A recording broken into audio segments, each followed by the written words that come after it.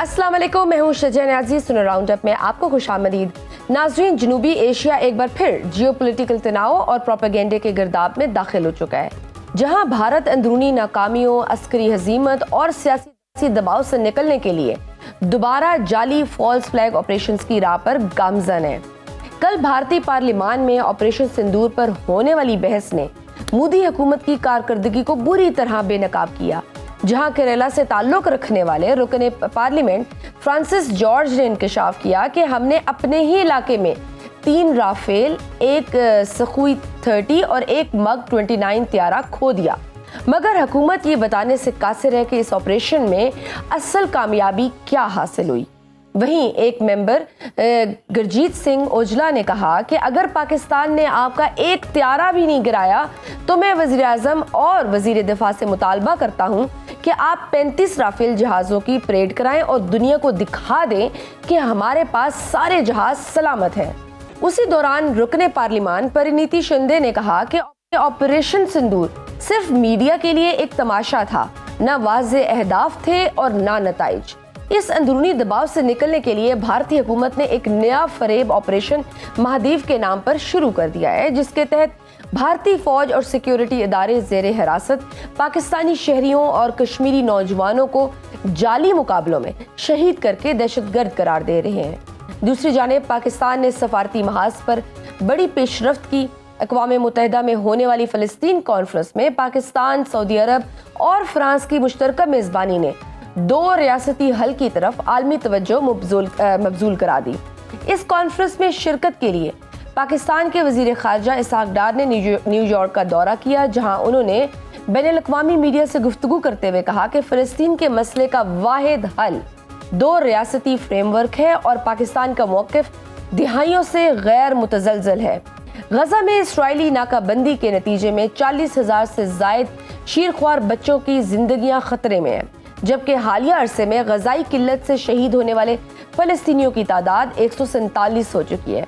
इन हालात में फ्रांस की जानिब से फ़लस्तीन को रियासत तस्लीम करने के ऐलान और बरतानवी पार्लियामान में 221 अरकान की हमायत ने एक नया आलमी बयानिया तश्कील देना शुरू कर दिया है, जहां इंसाफ, इंसानी हकूक और आज़ादी को ताकत की सियासत पर फोकियत दी जा रही है। पाकिस्तान की सफारती बर्तरी और भारत की बेबसी क्या खित्ते में नई जहरियत को जन्म देगी? क्या भारत की फॉल्स फ्लैग ऑपरेशन की रवायात बरकरार रखना आलमी सतह पर इसको बेनकाब कर रहा है? फ़लस्तीन पर दुनिया का मजमूई मौक़िफ़ नेतन्याहू को सफाक और जालिमाना इक़दाम से रोक पाएगा? इस सब पर बात करने के लिए हमारे साथ मौजूद हैं air vice marshal retired Ejaz Malik और उनके साथ मौजूद है जनरल रिटायर्ड जाहिद महमूद। आप दोनों को वेलकम करते हैं। सबसे पहले एजाज साहब आपकी तरफ आऊँगी। ऑपरेशन सिंदूर के बाद एक और फॉल्स फ्लैग ऑपरेशन मोदी सरकार ने ऑपरेशन महादेव के नाम से किया है। आप समझते हैं कि ऐसे झूठे ऑपरेशंस और प्रोपेगेंडे से मोदी अपनी आवाम को बेवकूफ़ बना सकता है और अपनी हुकूमत को बचा सकता है? देखिए जी, ये पहलगाम का ऑपरेशन हो या उससे पहले बहुत सारे फॉल्स फ्लैग ऑपरेशंस भारत की मुख्तलिफ हुकूमती अदवार में ये एक स्टेट पॉलिसी रही है कि वो पाकिस्तान को मिलान करने के लिए या कश्मीर में कुछ नई हिकमत अमली इख्तियार करने के लिए एक एक्सक्यूज अपने लिए वो बनाते रहे और ये ऑपरेशंस करते रहे हैं। और अब आपने जैसे रिसेंट जो डेवलपमेंट है ऑपरेशन महादीव के नाम से, वो उसकी एक कंटिन्यूटी है। इशू ये है कि क्या इसके ऑब्जेक्टिव्स क्या हैं? देखिए, एक तो डेफिनेटली वहाँ पे इस वक्त एक फार राइट एक्सट्रीमिस्ट हुकूमत कायम है और ये एक आरएसएस का जो एक एजेंडा है, वो जिसको वो महाभारत का या हिंदुआता की जो उनकी फिलॉसफी है उसको वो परसू कर रहे हैं। तो इस सिचुएशन में ये सारी उसी की कड़ियां हैं जो तवातुर के साथ ये विजिबल हैं। वो उसके लिए बेशुमार फंडिंग कर रही हैं उनकी एजेंसीज। और अब इसको हमने अगर देखा जाए तो इसको 3 आप सेगमेंट्स में आप इसको या 3 पर्सपेक्टिव से इसको एनालाइज कर सकते हैं। जी। एक तो प्योरली उनका डोमेस्टिक पॉलिटिक्स और डोमेस्टिक गवर्नेंस है, यानी उन्होंने अपनी जो रियासतें जिनके ऊपर वो लोगों की मर्जी के खिलाफ जो है वो उन्होंने अपना तसल्लुत जो है बरकरार रखा हुआ है। 7-8 रियासतें जो हैं जो या उनकी स्टेट्स जो हैं जो उनके साथ शुरू से थी, लेकिन अब वो आज़ादी चाहते हैं। और एक फिर मसला कश्मीर है जो कि जिस पे उनका गासबाना कब्जा है, और ये पार्टीशन का एक नामुकम्मल एजेंडा है। एक तो उसका ये एस्पेक्ट है। दूसरा एस्पेक्ट उनका रीजनल कॉन्टेक्स्ट है कि वो इससे अपनी पाकिस्तान के साथ अपने जो उनके मकासद हैं, क्रॉस बॉर्डर टेररिज्म है, पाकिस्तान को मिलाइन करना है और पाकिस्तान को नीचा दिखा के अपना कद काठ बड़ा करना है और अपने आप को एक रीजनल प्लेयर के तौर पे और चाइना के काउंटरवेट के तौर पे अपने आप को मनवाने की एक मुसलसल उनकी एक कोशिश है। और तीसरी ऑब्वियसली एक उसका एक ग्लोबल पर्सपेक्टिव है, जहां पे वो अपने आप को इस तरह प्रोजेक्ट करते हैं कि वो एक बड़ी डेमोक्रेसी है, हाँ जी, और वो बड़े एक बड़ी सेक्युलर है। मार्केट इकोनॉमी है, और वो खुद जो है मजलूम बन के एक सिंपैथी वोट अपने लिए क्रिएट करते हैं। जिस तरह से एजाज साहब भारतीय मीडिया ने ये दावा किया है ना कि पहलगाम हमले के जिम्मेदार पाकिस्तानी थे, जबकि उनके अपने साबिक वजीर दाखिला ने इसकी तरदीद की है। अगर भारत दोबारा कोई हमला करता है तो पाकिस्तान की अस्करी पॉलिसी अब जवाबी कार्रवाई होगी या प्रिएम्प्टिव स्ट्राइक होगी? देखिए, ये ऑप्शंस तो मैं इस पे कोई कमेंट नहीं कर सकता जी, क्योंकि ये सारी चीजें आई एम श्योर ये जो मुतल्लिका हमारे अदारे हैं वो वहाँ पे भी वो इन चीज़ों की बड़ी जो है ना 24/7 बड़ी हाई अलर्ट सिचुएशन में इन सारी चीज़ों के ऊपर एक गहरी नज़र होती है, और फिर उसके मुताबिक हम अपनी रिस्पांस ऑप्शंस को वे करते हैं। गुज़श्ता जंग में तो बड़ी ताकतें पाकिस्तान का साथ देने में हिचकिचा रही थी, मगर अब तो सफारती सतह पर भी हम बहुत मजबूत हैं, स्पेशली इस रीसेंट इंसिडेंट के बाद से। तो अब आपको क्या लगता है कि अब अगर ऐसी कोई सूरत हाल पैदा होती है तो कौन कौन सा मुल्क बराह रास्त पाकिस्तान के साथ खड़ा हो सकता है?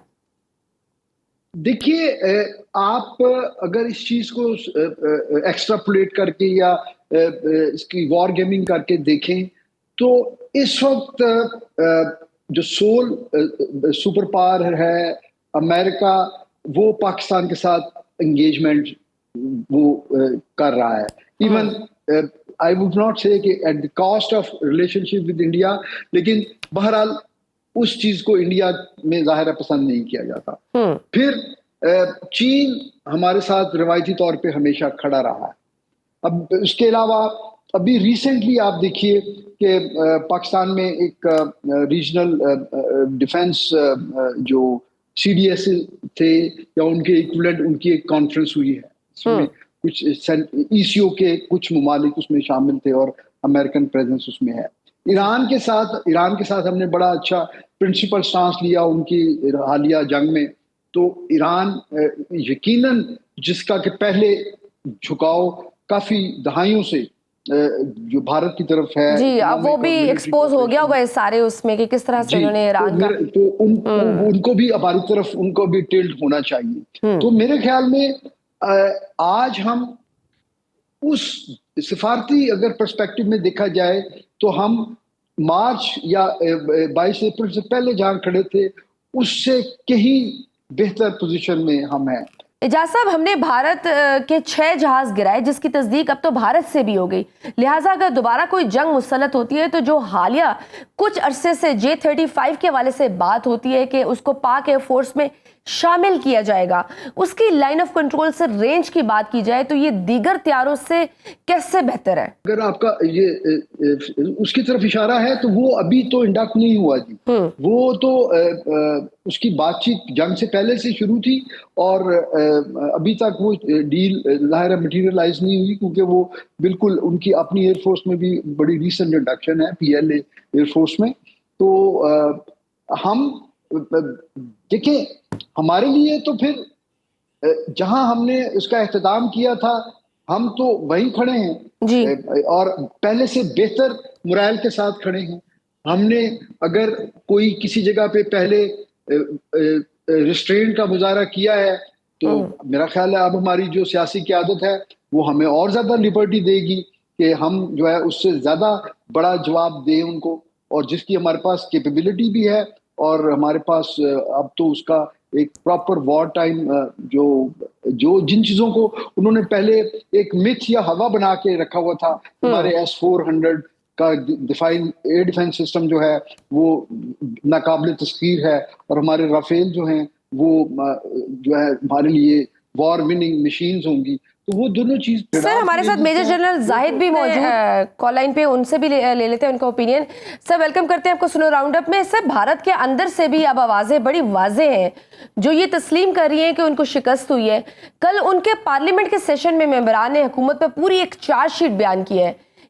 क्या ऐसे बदएतमादी के हालात में मुमकिन है कि मोदी दोबारा कोई मिसएडवेंचर करे? देखिए शजिया, ये जो मोदी का माइंड सेट है ये फ्रिक्शन का माइंड सेट है, लेकिन इस वक्त जो militarily I don't think so कि इस वक्त वो इस पोजीशन में है कि कोई बड़े लेवल पे कन्वेंशनल लेवल पे एक या एयरफोर्स को अपनी उसकी किस पोजीशन में है कि इमीडिएटली वो यूज कर सके। हाँ, उन्होंने अपने गैप्स को कवर कर रहे हैं, बहुत सारी चीजों को एड्रेस कर रहे हैं कि ताकि वो इम्प्रूवमेंट ला सकें। और ये जब से माइंडसेट है ये हमेशा वॉर मॉन्गरिंग बहुत करते हैं, और ये देखिए मोदी को तो फ्रिक्शन वैसे भी सूट करती है, उसका सर्वाइवल इसी के अंदर है। लेकिन अभी जो अच्छी चीज हुई है वो हमें पाकिस्तान में ये देखने की जरूरत है कि जो भी पाकिस्तान स्टांस दे रहा था जी वो अल्हम्दुलिल्लाह उनकी अपनी पार्लियामेंट में वैसी आवाजें आ रही हैं। उनके जितने भी मेजर सवालात हैं जो वो मोदी से कर रहे हैं कि ट्रंप ने क्यों सीज फायर कराया। देखिए ट्रंप डायरेक्टली तो नहीं बोल रहे थे, उनके अपने पार्लियामेंट के लोग कह रहे हैं, वो अपने जेडी वैंस के जरिए, मार्को रूबियो के जरिए, अपने दूसरे सिस्टम, ऑफ कोर्स प्रेसिडेंट है ऑफ अमेरिका है, इनडायरेक्टली ट्रंप खुद ही इन्वॉल्व थे। फिर कहते जी वहां से हम भी कहते थे कि सीज फायर आपने खुद करवाया। उसकी वजह यह है कि अगर वो पाकिस्तान को मार पड़ रही थी बकौल उनके जो झूठ है तो उन्होंने फिर सीज फायर क्यों कि इसको लॉजिकल एंड तक पहुंचाते ना, और फिर कहते हैं ऑपरेशन संदूर में कामयाब भी हो गया और जारी भी है। बिल्कुल। तो ये वो चीजें हैं जो पाकिस्तान सवाल उठाता है और इंडिया की पार्लियामेंट ने खुद ही उठा दी। देखिए झूठ के ऊपर एक नैरेटिव उन्होंने पेश किया। अब वो अपने आप जो बेवकूफ लोगों को वो बना रहे हैं, they are making fool of their own people. उनके सर साबिक वजीर दाखिला ने भी ये बात कर दी कि इसकी क्या श्योरिटी है कि पाकिस्तान से आए हैं, अंदर से भी हो सकते था।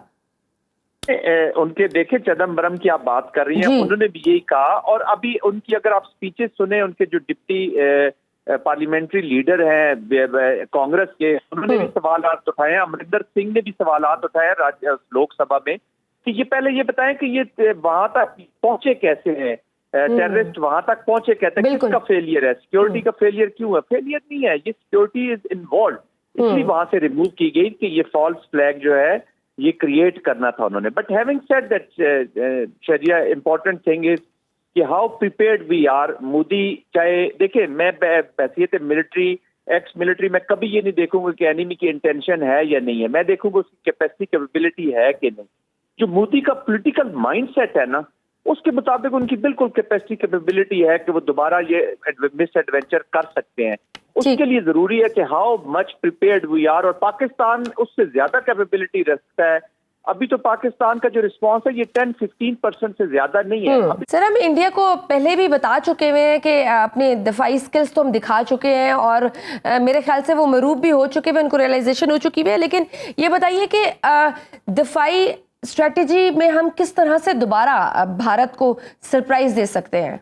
देखिए शरिया, आप अगर थोड़ा सा रिवाइंड करें इस रिस्पांस से पहले, पाकिस्तान के अंदर भी बहुत से लोगों ने सोचा भी नहीं था कि हम इलेक्ट्रॉनिक डोमेन में, हम BVR में, हम अपनी मिसाइल टेक्नोलॉजी में, हम अपने जो हाइब्रिड के वो इंफॉर्मेशन वॉरफेयर में, कि पाकिस्तान कभी ऐसा रिस्पांस दे सकेगा। To be very honest, Pakistan के अंदर कई लोगों को इतना कॉन्फिडेंस शायद ना हो, लेकिन अल्हम्दुलिल्लाह ये सरप्राइज इंडिया तो हुआ ही हुआ है, पाकिस्तान के अंदर भी बहुत से लोग हुए, और मैं जैसे कह रहा हूँ कि ये 10-15% ऑफ आवर रिस्पांस है। पाकिस्तान एक चीज अब एतमाद में रहे पाकिस्तान की अवाम के, पाकिस्तान स्ट्रेटेजिक डोमेन में, पाकिस्तान ऑपरेशनल डोमेन में, पाकिस्तान टेक्टिकल डोमेन में, जिस डोमेन में भी इंडिया वॉर को लेके जाएगा, पाकिस्तान की मिलिट्री जो है उतना ही जबरदस्त 2 नॉच अप एस्केलेशन लैडर पे रहते हुए क्विड प्रो को प्लस जिसको मैं बोलता हूँ वो रिस्पॉन्स देगी जी। और सरप्राइज देखिए, today India military is irrelevant. पूरी दुनिया ने अब ये चीज मान ली है, स्ट्रेटेजिक कम्युनिटी ने ये चीज मान लिया कि Pakistan has a meaningful military और ये इंडिया की मिलिट्री का मुकाबला कर सकती है। और ये टोटल 4 दिन की लड़ाई और पहले 24 से 25 मिनट के रिस्पांस ने ये हासिल कर दिया है पाकिस्तान को। तो this is not an ordinary achievement.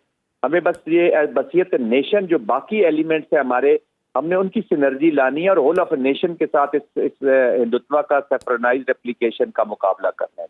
बिल्कुल ठीक है। जाज साहब, आप भी इसमें ऐड ऑन करना चाहें कि how important this is, economic stability और उसके साथ साथ पॉलिटिकल स्टेबिलिटी कितनी जरूरी है सो दैट कि आपका दुश्मन इस चीज का फायदा ना उठाए। जी, मैं आपके सवाल का दूसरा हिस्सा तो नहीं सुन सका। आपने पॉलिटिकल और इकोनॉमिक स्टेबिलिटी की बात की। जनरल जाहिर साहब ने भी बड़े खूबसूरत अंदाज में इन्होंने पूरी सिचुएशन को जो है ना आपके नाजरीन के लिए जो है वो जैसे कहते हैं ना कि कूजे में दरिया को बंद कर दिया। देखिए, ये मसला सिर्फ फेडरेशन का नहीं है, ये मसला सिर्फ सूबे की हुकूमत का नहीं है, ये मसला हर पाकिस्तानी का है। हम जहां खड़े हैं, जहां बैठे हैं, जो काम भी कर रहे हैं, हम अगर एक टीचर हैं, हम अगर एक मीडिया मैन है या मीडिया वुमेन है, तो हमें हर जगह के ऊपर पाकिस्तान को आगे रखना है।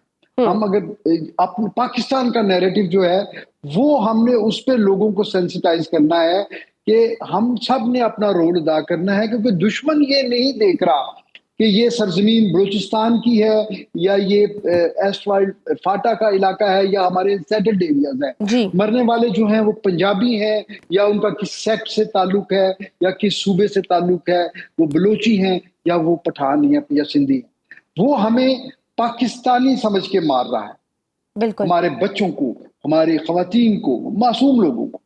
और ऑफ कोर्स मेजर ब्रांड जो है वो लॉ एनफोर्समेंट और मुसल्लह अफवाज को। तो हमें जिस तरह अगर आपके घर में आग लग जाए खुदा ना खास्ता, तो उसमें हर कोई जो है ना वो अपनी कैपेसिटी के मुताबिक उसको बुझाने की कोशिश करता है। हमें भी whole of the nation approach, और ये जज्बा हमने देखा, ये जज्बा हमने एपीएस के बाद देखा। और फिर आप देखेंगे किस तरह ऑपरेशन ज़र्ब-ए-अज़्म में हमने कामयाबी हासिल की और तकरीबन 8 से 10 साल बड़े सुकून से गुजारे लोगों ने। और फिर इस जंग के अंदर जब हमारे ऊपर जंग मुसल्लत कर दी गई तो उसके अंदर आपने अवाम का रिस्पांस देखा। पॉलिटिकल स्टेबिलिटी और इकोनॉमिक स्टेबिलिटी जो है, यही आपको इस एक रियासत के तौर पे वो इंटरनल जो है ना एनर्जी देते हैं, वो इंटरनल स्पेस देते, प्रेशर देते हैं, जिससे आप रेडिएट करते हैं अपना डिप्लोमेटिक वेट, जिससे आप रेडिकेट करते हैं अपना इन्फ्लुएंस, और ये आपको वो वेटेज देती हैं जिसकी बुनियाद पे आप जो है बाहर जाके बात करते हैं, आपका कद काठ बढ़ता है। आप देखिए इस जंग के बाद पाकिस्तान को क्या पजीराई हो रही है। आप यकीन कीजिए, मैं अभी एक रीसेंट एक फॉरेन ट्रिप से वापस आया हूं, वहां पे लोग लैंग्वेज उनको बहुत कम आती थी, लेकिन वो पाकिस्तानी होने का जब सुनते थे तो वो पाकिस्तान जिंदाबाद के नारे लगाते। यकीन कीजिए, और ये मैं एग्जैजरेट नहीं कर रहा। And we proved it. बिल्कुल, आई मीन वक्त के साथ हमने ये साबित किए और लोग फख्र कर रहे हैं इस चीज़ पे।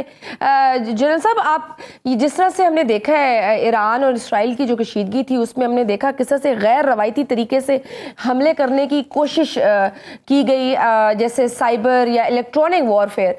तो क्या हमारी एयरफोर्स और दिफाई अदारे इसके लिए तैयार हैं? क्योंकि हालिया जंग में भी हमने देखा कैसे हमारे हैकर्स ने भारतीय सिस्टम को जाम कर दिया था। जी बिल्कुल, ये भी मॉडर्न वॉरफेयर है जी, और हम इसका इस्तेमाल of course Pakistani military, Pakistan arm forces, navy, air force, army और हमारे बाकी भी जो इदारे हैं सिक्योरिटी के साथ रिलेटेड, चाहे हमारे स्ट्रेटेजिक इदारे हैं या ऑपरेशनल हेडक्वार्टर्स हैं, they are cognizant of the fact जी। वो बिल्कुल ये इवॉल्विंग एक कॉन्टिन्यूस एक प्रोसेस होता है जी। मिलिट्री जो आपके एनिमी की कैपेबिलिटीज आती हैं यहाँ पे आते हैं। फिर यूक्रेन की जब रशिया यूक्रेन की वॉर को बड़ी क्लोजली हम लोग वॉच कर रहे हैं। उससे पहले अजरबैजान और आर्मीनिया के कॉन्फ्लिक्ट को हमने देखा, जिस तरीके से मॉडर्न टेक्नोलॉजीज का इस्तेमाल हो रहा है। तो पाकिस्तान बिल्कुल उस फील्ड में भी जी है, और हमारी जो स्ट्रेटेजिक पार्टनरशिप है चाइना के साथ, टर्किया के साथ और बहुत सारे ममालिक, इवन वेस्ट के बीच में भी कई ऐसे ममालिक हैं जहाँ से पाकिस्तान जो है कुछ तो। और गुड थिंग ये है कि हम सिर्फ बाहर से लोगों के साथ कोलैबोरेशन के साथ अपनी कैपेबिलिटीज नहीं बढ़ा रहे, पाकिस्तान की अब इंडिजिनस कैपेबिलिटीज बहुत बढ़ गई है। हमारा जो चीफ ऑफ एयर स्टाफ है उन्होंने बहुत मेहनत की है, बहुत चीजें ऐसी डेवलप की हैं। फिर हमारे जो स्ट्रेटेजिक इदारे हैं, हमारा खासतौर पे मिसाइल टेक्नोलॉजी में अब पाकिस्तान का डिफेंस जो है वो बहुत आगे जा चुका है जी। और अल्हम्दुलिल्लाह इन स्पाइट ऑफ कंस्ट्रेंट्स, यही तो दुनिया देख रही है जी कि इनके ऊपर ये वाहिद मुल्क है जिसके ऊपर जितना क्राइसिस आता है ये परफॉर्म करता है। इसके ऊपर वॉर लेके आया इंडिया जैसा हेजमॉन ह्यूब्रिस्टिक अप्रोच के साथ, तो पाकिस्तान ने उसको इररेलेवेंट कर दिया। देखिए जब 71 की वॉर हुई थी शजिया, तो पूरी दुनिया इंडिया की तरफ देखना शुरू हो गई थी कि इंडिया जो है उसने पाकिस्तान को शिकस्त दिया और एक मीनिंगफुल कंट्री है इस रीजन के बीच में, ये जंग लड़ना भी जानता है और वो जीती जिस तरीके से उसके और अवामिल होंगे। लेकिन मैं तो आपको स्ट्रेटेजिक एक एनालिसिस बता रहा हूँ जो दुनिया ने एनालिसिस किया जी। अब मुक्ति बानी के हमें खुद पता है हम इसको, लेकिन लेट्स बी रियलिस्टिक। तो इंडियन को एक अब पाकिस्तान ने ये जो 4 दिन की जंग लड़ी है उसके बाद पूरी दुनिया आपकी तरफ देख, दैट्स व्हाई आप व्हाइट हाउस में बैठे हुए कभी लंच कर रहे हैं, कभी आपके फॉरेन मिनिस्टर बाहर जा रहे हैं। इससे पहले जब इलेक्शन हुए हैं ट्रंप के, तो आप देखें कि अमेरिका की जो भी स्टोरी उसमें पाकिस्तान मिसिंग है जी। कोई पाकिस्तान की बात भी नहीं हो रही, कहीं पूछा नहीं जा रहा। To be very honest, let's be realistic, कोई पाकिस्तान से मीनिंगफुल इस तरह की, फिर प्रेसिडेंशियल इलेक्शन हुए, बहुत सारी डिबेट्स हुई, हुकूमत बनी, still Pakistan was missing. Pakistan कब सामने आया स्टोरी में? पहलगाम के बाद, बिल्कुल, और मीनिंगफुल तरीके से आया जी। अब चाइना को तो हमारी अंडरस्टैंडिंग थी, अपने दोस्तों को भी थी, लेकिन फिर पूरी दुनिया ने आपकी तरफ देखा है। तो वो जो कान आपको सुनना नहीं चाहते थे वो आप सुन रहे हैं, जो आंखें आपको देखना नहीं चाहती थी वो देख रही हैं, और लोग आपका बाजू पकड़ना चाहते हैं जी, आपके साथ चलना चाहते हैं, चाहे वो वॉर ऑन टेरर हो, चाहे कन्वेंशनल डोमेन में हो, चाहे इकोनॉमिक्स हो, चाहे सोशल हो।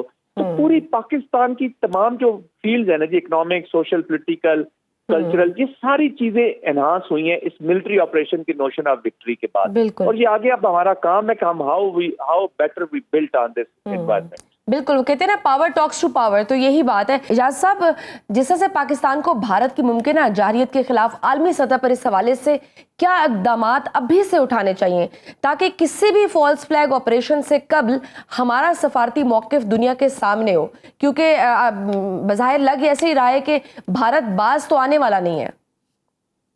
देखिए, इससे पहले कि मैं आपके सवाल का जवाब दूं, मैं जो जनरल साहब बात कर रहे थे मैं उसकी कंटिन्यूटी में कमेंट देना चाहूँगा। हमने जो है बाकी जिन एरियाज में हमने भारत को जो है इसमें बिल्कुल जो है ना फ्लैग किया, एयर पार में और ग्राउंड एप्लीकेशन जहां भी हुई और उनकी मिसाइल टेक्नोलॉजी को न्यूट्रलाइज किया, ये इवन एक वेटरन की हैसियत से ये हमारे लिए भी सरप्राइज था कि एक ऐसा मुल्क जो कि दुनिया में आईटी एक्सपोर्ट का एक बहुत बड़ा जो है ना सोर्स है, और बज़ाहिर जब हम कमर्शियल उसकी बात करते हैं इंफॉर्मेशन टेक्नोलॉजीज की, तो उसमें भारत को एक बड़ा जो है पावर हाउस समझा जाता है। तो ऐसा क्या हुआ कि पाकिस्तान एयरफोर्स ने बिलखुसूस जो है वो उन्होंने भारत के ऊपर साइबर स्पेस में एक जबरदस्त किस्म की जो है ना उन्होंने एसेंडेंसी हासिल की। तो लकीली हमें इनवाइट किया गया वहाँ एयर हेडक्वार्टर में डीब्रीफ के लिए। तो जब हमें साइबर कमांड का विजिट करवाया गया और वहाँ पे हमारा इंटरेक्शन हुआ उन यंगस्टर्स के साथ जिन्होंने ये जंग लड़ी जी, और उन्होंने हमें ब्रीफ किया। जाहिर है मैं उसकी इस वक्त तफसीलात नहीं शेयर कर सकता, लेकिन जिस तरीके से उन्होंने जो वहाँ पे उनके साथ किया, भारत के साथ, भारत के पावर सेक्टर में, भारत के कम्युनिकेशन में, उनके वेरियस एरियाज में जितनी भी साइबर स्पेस में और इंफॉर्मेशन स्पेस में जितनी भी इलेक्ट्रोमैग्नेटिक स्पेक्ट्रम के जो भी शेड्स या एप्लीकेशन है ना, पाकिस्तान ने, मैं वो मुहावरतन नहीं, मैं ये आपको यकीनन ये फैक्चुअल बात बता रहा हूँ कि पाकिस्तान ने उनकी ईंट से ईंट बजा दी। ऐसे नहीं वो तड़पे, ऐसे नहीं वो भागे हुए वाशिंगटन गए कि हमारी जान छुड़ाए। हमने कौन सा उनके ऊपर कोई न्यूक्लियर कोई टैक्टिकल वेपन इस्तेमाल कर लिए थे कि दुनिया जो है ना वो भागी हुई। बिल्कुल, आई मीन उनको इस चीज़ की रियलाइजेशन हो गई हुई। बिल्कुल, बहुत शुक्रिया। मेजर जनरल जाहिद साहब हमारे साथ मौजूद थे और उनके साथ मौजूद थे एजाज मलिक। वो आपने सुनी। वक्त छोटी सी ब्रेक का, देखते रहिए Suno round up. Welcome back to Suno round up. नाज़रीन, पार्लिमानी और जमहूरी निज़ाम इस बात का कास होता है कि ऐवान में मौजूद अफराद पूरी कौम की नुमाइंदगी करते हैं। पार्लिमान का हिस्सा उन लोगों को बनाया जाता है जिनको अवाम अपने हलकों में अपनी ज़ात से बेहतर समझती है। मगर सतम ज़रीफ़ी देखें कि मुल्क पाकिस्तान में पार्लिमान में जो लोग हम 24 करोड़ अफराद की नुमाइंदगी कर रहे हैं, वो इक़्तिदार में हों या हिज़्ब इख्तिलाफ में, तहजीब से आरी, बदजुबान और अनाप परस्ती में गिरे हुए हैं। पार्लिमान में होने वाली बदतहजीबी और हाथापाई अब आवाम को ज़्यादा हैरान भी नहीं करती, क्योंकि इसको पार्लिमान की रवायात में शामिल कर लिया गया है और अब आवाम के नज़दीक भी ये एक मामूली और रोज़मर्रा का मामला है कि किसी मेंबर ने किसी दूसरे मेंबर पर हाथ उठाया है या बद इखलाकी की है। कल भी ऐसा ही एक मामला पंजाब असम्बली में पेश आया। अपोजिशन रुकन खालिद निसार डोगर ने हुकूमती रुकन हसन रियाज पर हमला करके थप्पड़ मारा, जिसके बाद हाथापाई शुरू हो गई। दोनों अरकान के एक दूसरे को आवाज़ें कसने पर हाथापाई हुई, जिस पर कायम मकाम स्पीकर ज़हीर इकबाल ने खालिद जुबैर निसार की रुकनियत 15 नशिस्तों के लिए मुअत्तल कर दी, जबकि अपोजिशन के दूसरे रुकन शेख इम्तियाज़ महमूद को कायम मकाम स्पीकर की अथॉरिटी को चैलेंज करने पर 15 नशिस्तों के लिए मुअत्तल कर दिया गया, जिसका असेंबली सेक्रेटरीट ने बाज़ाब्ता नोटिफिकेशन जारी कर दिया है। मामला यहाँ तक रुका नहीं और असेंबली की हदूद में ही गैर मुंतखब अरकान ने अपोजिशन के अरकान को गालियाँ भी निकाली और धमकियाँ भी दी, जिस पर कोई कार्रवाई ना की गई। इस वक्त हुकूमत का रवैया ये बता रहा है कि वो किसी सूरत भी, किसी तरह भी अपोजिशन को बर्दाश्त करने को तैयार नहीं है। एक तरफ हुक्मरान इत्तेहाद खैबर पख्तूनख्वा की हुकूमत गिराने की धमकियां देता है, तो वहीं इलेक्शन कमीशन ने सेनेटर एजाज चौधरी, पंजाब असम्बली में अपोजिशन लीडर अहमद खान भच्चर और रुकने कौमी असम्बली अहमद चट्ठा को नाअहल करार दे दिया और तीनों नशिस्तें खाली करार दे दी और इसका नोटिफिकेशन भी जारी कर दिया गया। इसके अलावा मियां अजहर की वफात के बायस उनकी कौमी असम्बली की नशिस्त पर भी ज़िमनी इंतखाब होना है। ये तमाम रवैया तो हुक्मरानों का अपनी मुखालिफ जमात के साथ है और पाकिस्तान में मुखालफों के साथ ऐसे रवैये की तवक्को की जा सकती है। मगर कल हैरान कुन तौर पर वफाकी वज़ीर इत्तलात ने अपनी जमात मुस्लिम लीग नून के ही साबका वज़ीर ख़जाना मुफ्ती इस्माइल पर तनकीद करने की वजह से उनके मौक़िफ़ को भारत का मौक़िफ़ करार दे दिया। अता तारड़ ने कहा है कि मुफ्ती इस्माइल का भी वही बयानिया है जो इंडिया का क्रिप्टो के बारे में है। क्रिप्टो एक रेगुलेटेड इंडस्ट्री है और उसके बाकायदा कवानीन बनाए गए हैं। एक बढ़ता हुआ शोबा है, उसके मुतालिक बगैर तहकीक के बात करना, किसी पर बिलावजह इल्ज़ाम लगाना दुश्मन का एजेंडा है। क्या हुकूमत का आमराना रवैया और मुखालिफ आवाज़ों को दबाना मुल्क के जमहूरी निज़ाम के लिए खतरा है? तमाम हिज़्ब इख्तिलाफ को नाअहल और गिरफ्तार करना सियासत में क्या रवायत डालेगा? क्या पीटीआई पर सख्ती की वजह हुकूमत का 5 अगस्त की तहरीक का खौफ है? इन समेत दीगर मौज़ूआत पर गुफ्तगू करने के लिए हमारे साथ मौजूद है सीनियर सहाफ़ी और तज्ज़ियाकार इसार राना साहब। सर, आपको वेलकम करते हैं राउंड अप में। इसार साहब, आपके ख्याल में 5 अगस्त की तहरीक कोई फैसला कुन मोड़ बन सकती है? क्या हुकूमत वाकई 5 अगस्त की मुमकिन अवामी तहरीक से खौफजदा है, इसीलिए पेश की गिरफ्तारियों और नाअहलियों का सिलसिला शुरू किया गया है? नहीं, देखिए 5 अगस्त को कोई, मैं नहीं समझता कोई बहुत बड़ा तूफान आ जाएगा। और अगर 5 अगस्त को पीटीआई पूरे पाकिस्तान में टोकन एहतजाज करने में भी कामयाब हो जाती है तो ये बहुत बड़ी कामयाबी होगी। क्योंकि मैं पंजाब में रहता हूँ, मैंने यहाँ देखा है कि 9 मई के नाम पे पंजाब पुलिस ने जो कुछ भी किया, लोगों में इतना खौफ है कि वो अब तक डरे हुए। फिर दूसरा ये हुआ कि अभी रिसेंटली चूंकि 9 मई पे सजाएं हुई हैं, तो वो खौफ जो कुछ हद तक कम हो गया था वो दोबारा लोगों में जिंदा हो गया है। लोगों ने 9 मई के बाद अपने बच्चों को पुलिस से छुड़वाने के लिए अपने घर तक भेजे।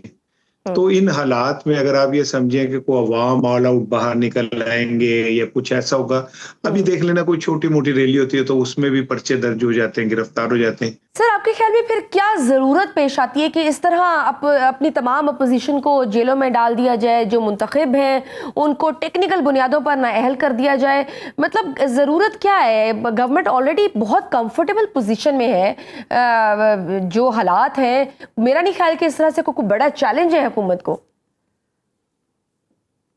नहीं, कोई चैलेंज नहीं है हुकूमत को, और ये हुकूमत वैसे भी मरहून मिन्नत तो किसी और ताकत से है ना।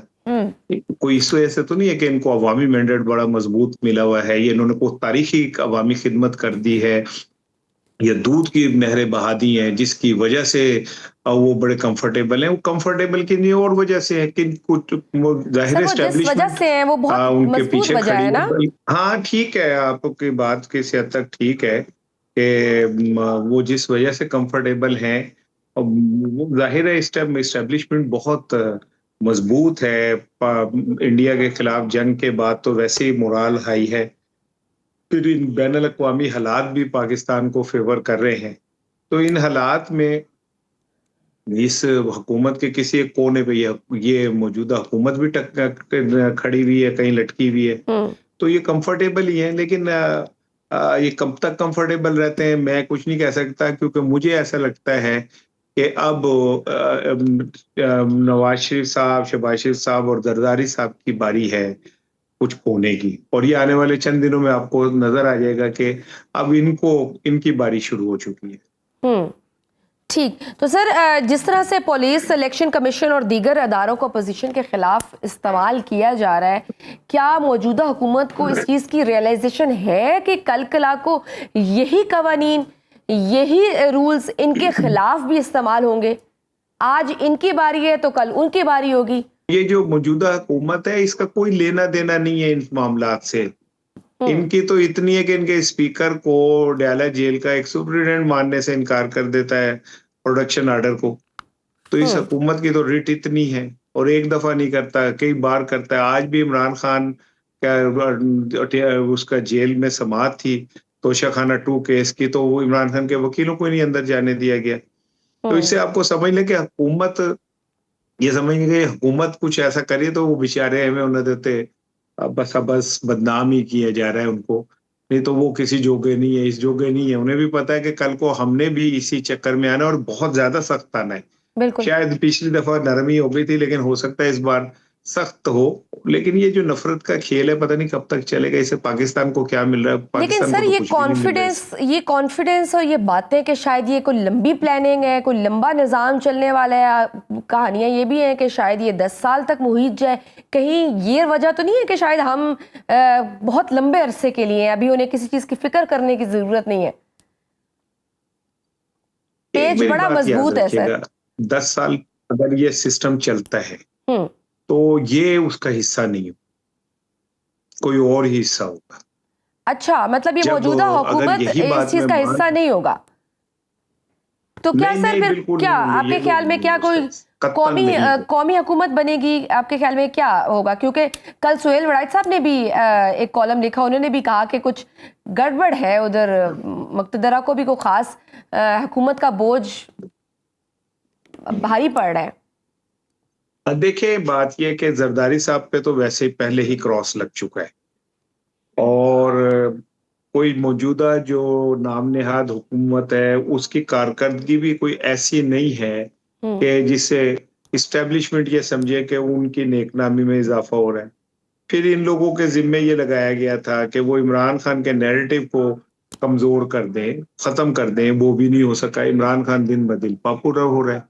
नवाज शरीफ साहब आए थे, वो चौथी दफा वजीर आजम बनने, और इस वादे के साथ कि मैं इमरान खान को लोगों के दिमागों से निकाल दूंगा, तो इमरान खान लोगों के दिलों में घुसा हुआ है। और फिर इनकी कारकर्दगी, इनकी बचकाना हरकतें, इनके छोटे छोटे गिमिक्स पॉपुलैरिटी के लिए, ये सारी चीजें नेगेटिव उसमें जा रही हैं। तो कोई क्यों इनका बोझ उठाए? सर लास्ट ये कि आपने जैसे से कहा कि कोई तहरीक आपको खास चलती हुई नजर नहीं आ रही 5 अगस्त को, ना इनमें कोई दमखम है, तो फिर आप क्या देख रहे हैं इमरान खान साहब का मुस्तकबिल? कोई मुस्तकबिल करीब में कोई रिहाई मुमकिन है? अगर जो मौजूदा हालात है उससे तो लग रहा है कैद थोड़ी लंबी ही है। हाँ नहीं, मौजूदा हालात को सामने अगर मैं रखूं बतौर सहाफी, तो इमरान खान की कोई जल्द रिहाई का कहीं कोई इम्कान नहीं है। और उसकी रीजन ये है कि इमरान खान अकेला अपनी जंग लड़ रहा है, वो पूरे सिस्टम के साथ अकेला खड़ा हुआ है। क्या हुकूमत, क्या पार्लियामेंट, क्या अदालतें, क्या इदारे, क्या उसकी अपनी पार्टी के अंदर बैठे हुए गद्दार, इब्ने गद्दार, मुनाफिकीन, वो सबसे अकेला अपनी जंग लड़ रहा है। और इस जंग में मैं आपको लिख के दे दूं, उसे शिकस्त नहीं हो सकती, कभी भी वो नहीं हार सकता। बिल्कुल, वो जितना अरसा जेल में रहेंगे उतना ही कदा उनका बढ़ते ही जाएगा। जी मैं एक जुमला मेरा सुन लीजिए कि अगर सुकरात के प्याले में जहर होता ना तो वो मर गया होता। सुकरात के प्याले में अमृत था जिससे वो हमेशा के लिए जिंदा रहा। बिल्कुल। तो बहुत सारी शिकस्तें बहुत बड़ी फतह होती हैं। माजी में आप उठा के देख लें, जो वक्ती तौर पे शिकस्त लग रही होती है, ताकतवर वक्ती तौर पे फातिहा लग रहा होता है, वो बाद में साबित होता है, हिस्ट्री कहती है कि नहीं फातिहा तो वो था। इमरान खान जो एक लकीर पैदा कर गया इस सिस्टम के अंदर, जो एक शक पैदा कर गया इस सिस्टम के बेनिफिशियरीज के ऊपर, वो कभी खत्म नहीं हो सकता। आप जो मर्जी कर ले नहीं खत्म हो सकता।